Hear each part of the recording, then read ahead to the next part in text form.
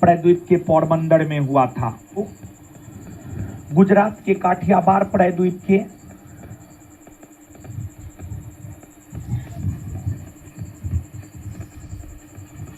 प्रायद्वीप के पोरबंदर में हुआ था। पोरबंदर में हुआ था। महात्मा गांधी ने भारत ही नहीं बल्कि पूरे संसार को सत्य और अहिंसा का पाठ पढ़ाया। सत्य और अहिंसा का पाठ पढ़ाया, जिस वजह से गांधी जी के जन्म दिवस 2 अक्टूबर को अंतर्राष्ट्रीय अहिंसा दिवस के रूप में मनाया जाता है। अंतर्राष्ट्रीय अहिंसा दिवस के रूप में मनाया जाता है।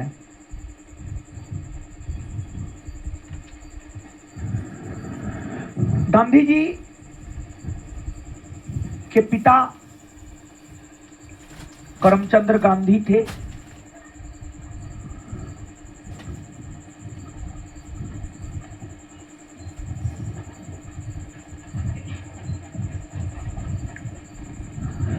जो पोरबंदर तथा उसके आसपास के क्षेत्र के दीवान हुआ करते थे। गांधी जी का जन्म ऐसे परिवार में नहीं हुआ था जहां लोगों को खाने के लिए लाले पड़ते थे। नहीं, काफी सुखी संपन्न परिवार में गांधी जी का जन्म हुआ था। काफी सुखी संपन्न परिवार था गांधी जी का, कोई दिक्कत नहीं था।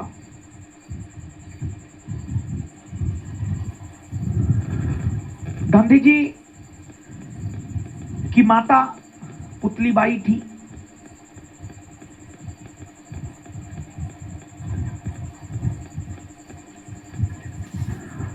उस समय कम उम्र में ही लोगों का विवाह हो जाता था, तो गांधी जी का भी विवाह काफी कम उम्र में हुआ। लगभग 14 वर्ष के उम्र में वर्ष 1883 में गांधी जी का विवाह कस्तूरबा गांधी के साथ हुआ। अर्थात गांधी जी की पत्नी कस्तूरबा गांधी हुई और पत्नी कस्तूरबा गांधी जैसी होनी चाहिए।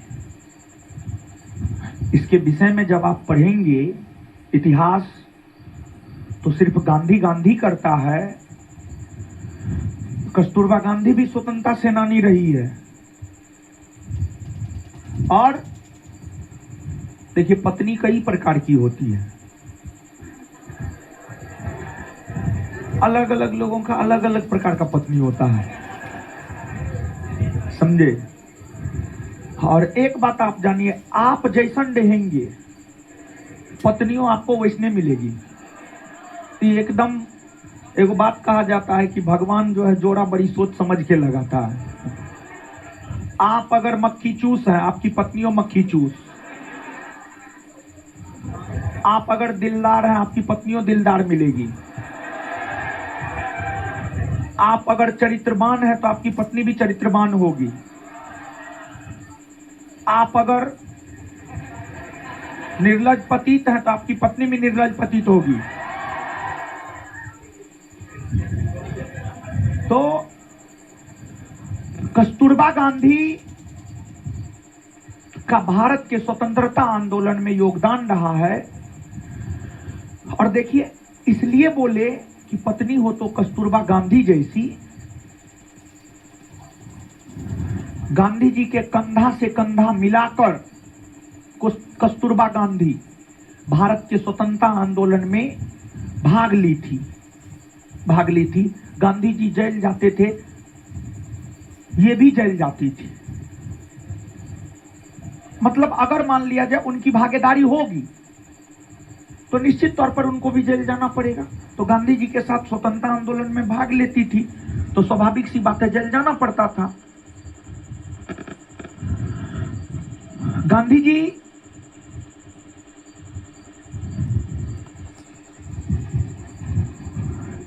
को 4 पुत्र की प्राप्ति हुई थी कस्तूरबा गांधी से। गांधी जी को बेटी नहीं था, मात्र 4 बेटा था। हरिलाल, मणिलाल, रामदास, देवदास, ये 4 पुत्र थे गांधी जी के।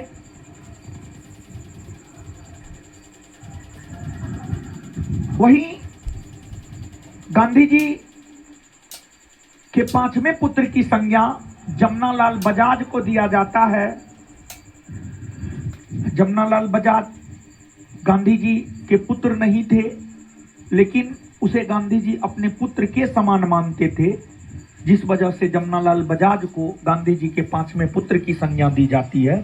जमनालाल बजाज को गांधी जी के 5वें पुत्र की संज्ञा दी जाती है, 5वें पुत्र की संज्ञा दी जाती है।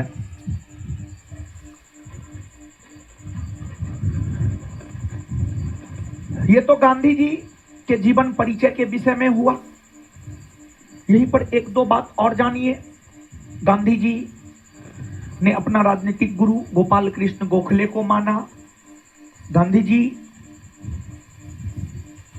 के ऐसे अनेकों अनुयायी हुए, लेकिन उसमें गांधी जी की प्रमुख शिष्या के रूप में मीराबेन की चर्चा मिलती है। मीराबेन की चर्चा मिलती है। गांधी जी पढ़ने में औसत से भी कम थे, मतलब कमजोर थे पढ़ने में ऐसा नहीं था कि बहुत तेज तरार थे, नहीं, पढ़ाई में काफी कमजोर थे गांधी जी। और एक आम मानव अपने बचपन में जो भी काम करता है, हर चीज गांधी जी किए। गांधी जी की आरंभिक शिक्षा दीक्षा पोरबंदर में हुई, गुजरात के पोरबंदर में हुई। हाई स्कूल की शिक्षा अल्फ्रेड हाई स्कूल राजकोट में हुई और कॉलेज की शिक्षा सामल दास कॉलेज भावनगर में हुई। और गांधी जी वकील बनना चाहते थे और इसलिए गांधी जी वकालत की डिग्री प्राप्त करने के लिए वर्ष 1888 में लंदन गए। जब गांधी जी वर्ष 1888 में लंदन गए तो वहां कोट, पेन, टाई, जूता, बेल्ट, यानी एक प्रकार से पश्चिमी जगत के पोशाक में लेस होकर गांधी जी लंदन गए थे वकालत की डिग्री लेने के लिए, ताकि लोग उन पर हंसे नहीं। और 1888 से 1891 ईस्वी तक लंदन में रहकर वकालत की डिग्री प्राप्त किए। और फिर 1891 में गांधी जी भारत वापस रिटर्न हुए लंदन से और वकालत की डिग्री लेने के बाद महात्मा गांधी भारत आकर गुजरात और महाराष्ट्र के क्षेत्र में वकालत करना शुरू किया। एज ए वकील महात्मा गांधी अपने जीवन में असफल रहे। ऐसा नहीं है कि गांधी जी को अपने जीवन में हमेशा सफलता ही मिला। सफलता और असफलता दोनों के स्वाद को गांधी जी ने चखा था।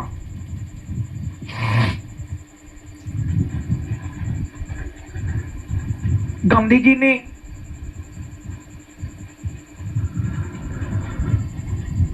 असफलता के स्वाद को भी चखा। जैसे गांधी जी एज ए वकील अपने जीवन में असफल हो गए। जब गांधी जी को वकील के तौर पर काम नहीं मिलने लगा तो एक मुसलमान व्यापारी हुआ करते थे, दादा अब्दुल्ला। दादा अब्दुल्ला उस समय के बहुत बड़े व्यापारी हुआ करते थे। उनका व्यापार भारत तथा विश्व के अलग अलग देशों में था। कई सारे केस मुकदमा उन पर हुआ था। दादा अब्दुल्ला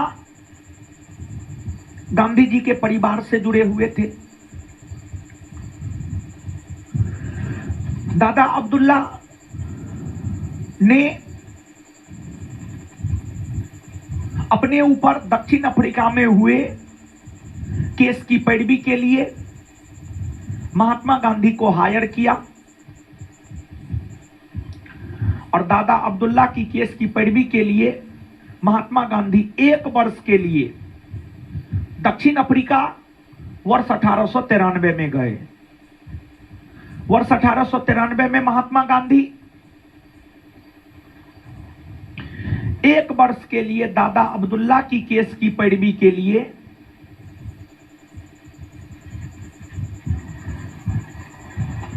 दक्षिण अफ्रीका गए। अब एज ए वकील तो गांधी जी असफल थे, तो केस की पैरवी कैसे करते? मूलतः गुजराती भाषा में लिखे गए चीजों को अंग्रेजी में ट्रांसलेट करना था और अंग्रेजी भाषा में जो ऑर्डर था उसको गुजराती में ट्रांसलेट करके दादा अब्दुल्ला को बताना था। यानी गुजराती को अंग्रेजी में, अंग्रेजी को गुजराती में ट्रांसलेट करके बताना था कि दादा अब्दुल्ला की केस में, दादा अब्दुल्ला के ऊपर जो मुकदमा चल रहा है उसमें हो क्या क्या रहा है। मतलब as a translator Mahatma Gandhi, as a translator Mahatma Gandhi Dada Abdullah की केस की पैरवी में दक्षिण अफ्रीका गए।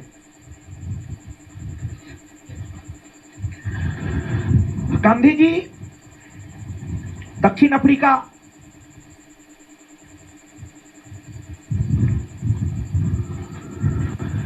में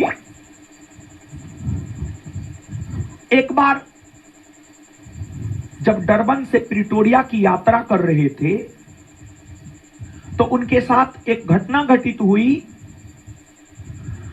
उस घटना ने ही गांधी जी को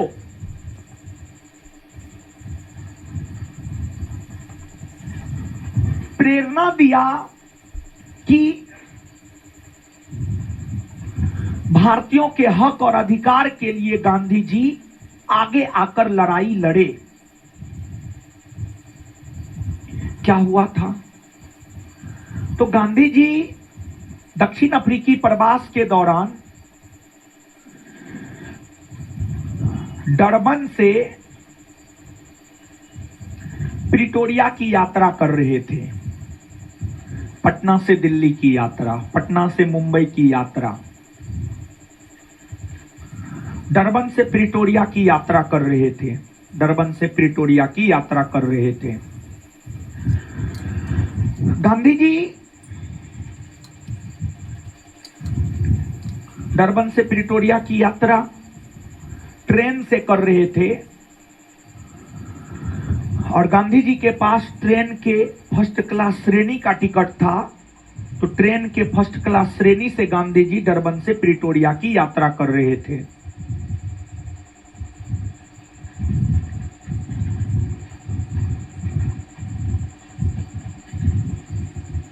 और उस समय दक्षिण अफ्रीका में भी अंग्रेजों का ही शासन था और दक्षिण अफ्रीका में यह कानून प्रचलित था, कोई भी भारतीय मूल के लोग ट्रेन के फर्स्ट क्लास श्रेणी से यात्रा नहीं कर सकते हैं, यह कानून प्रचलित था।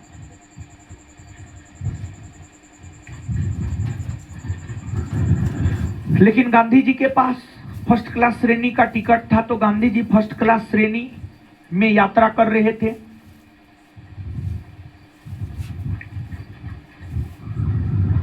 उस यात्रा के क्रम में टीटी टिकट चेक करने के लिए आया, तो देखा भारतीय है और फर्स्ट क्लास श्रेणी में यात्रा कर रहा है। टिकट मांगा तो टिकट दिखाया, टिकट तो ठीक था, फर्स्ट क्लास श्रेणी का टिकट था। लेकिन फिर भी गांधी जी को ट्रेन से बाहर फेंक दिया गया, क्योंकि गांधी जी भारतीय थे। फर्स्ट क्लास श्रेणी का टिकट होने के बावजूद भी फर्स्ट क्लास श्रेणी से गांधी जी को बाहर फेंक दिया गया, क्योंकि गांधी जी भारतीय थे।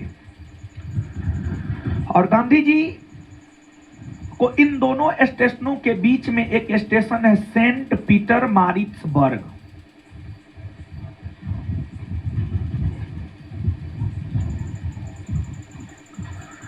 सेंट पीटर मारिट्सबर्ग नामक स्टेशन पर गांधी जी को ट्रेन से बाहर फेंक दिया गया।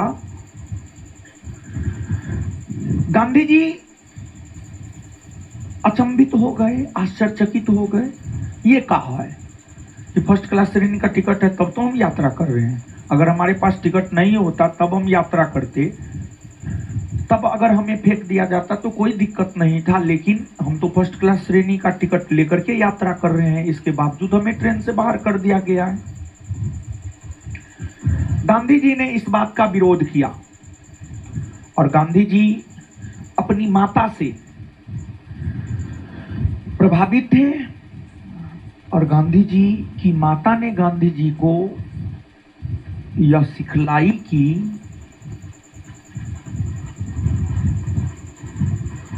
अगर किसी काम में हाथ लगाना है, जब तक उस काम को पूरा नहीं कर देना है तब तक छोड़ना नहीं है।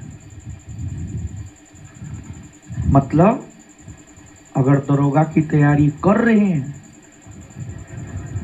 तब तक तैयारी करते रहना है जब तक कि दरोगा बन नहीं जाए।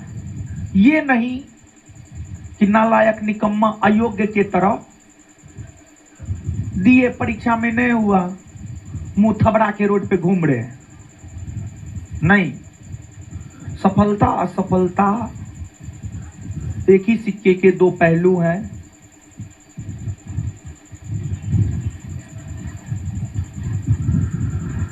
तो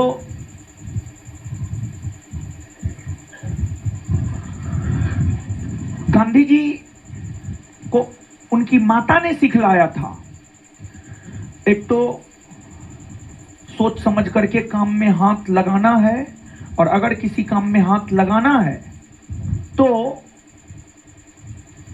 जब तक उस काम को पूरा नहीं कर देना है तब तक छोड़ना नहीं है। तो गांधी जी ने विरोध किया कि क्यों हमें ट्रेन से बाहर किया गया, हमारे पास तो फर्स्ट क्लास श्रेणी का टिकट है, तो हमें क्यों बाहर किया गया है।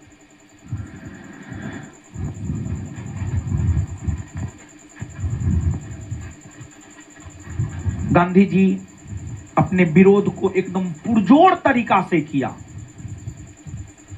और जिद ठान लिए गांधी जी ना, हम यात्रा करेंगे तो फर्स्ट क्लास से ही यात्रा करेंगे। और गांधी जी के जिद के आगे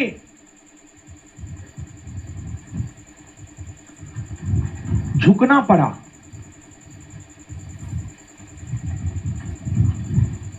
प्रशासन को, और फिर गांधी जी फर्स्ट क्लास श्रेणी से ही अपनी यात्रा को पूरा किए। ये जो घटना है, इस घटना ने महात्मा गांधी को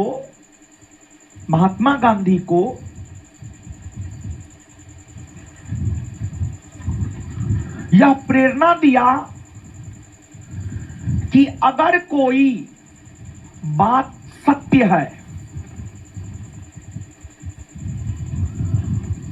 उस सत्य बात को लेकर अगर लड़ाई लड़ी जाए तो फिर जो आपके अधिकार हैं, आपके अधिकार आपको मिल सकते हैं, आपके अधिकार आपको मिल सकते हैं। इस बात को महात्मा गांधी ने इस घटना के दौरान ही महसूस किया और फिर गांधी जी मने मन यह विचार किए कि हम दक्षिण अफ्रीका में रहने वाले भारत के लोगों का नेतृत्व करेंगे और दक्षिण अफ्रीका में रहने वाले भारत के लोगों के साथ ब्रिटिश प्रशासन के द्वारा जो दुर्व्यवहार किया जाता है उसको हम समाप्त करवा कर रहेंगे। ये सब बात गांधी जी के मन में आया और गांधी जी के मन में जैसे आया गांधी जी लग गए। मतलब गांधी जी दक्षिण अफ्रीका में रहने वाले भारतीयों को हक और अधिकार दिलाने के लिए काम करने में लग गए, काम करना शुरू कर दिए। देखिए,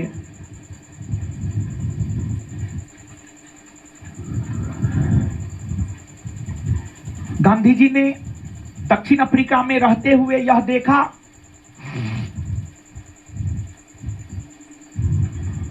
कि दक्षिण अफ्रीका में रहने वाले भारतीयों के साथ रंगभेद की नीति अपनाई जाती थी। मतलब भारतीयों को काला कहकर पुकारा जाता था और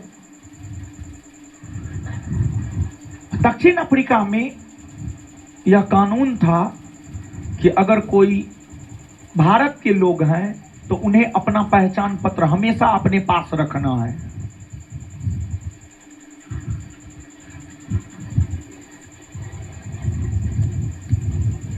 इन सभी चीजों को गांधी जी ने देखा तो गांधी जी को लगा कि यहां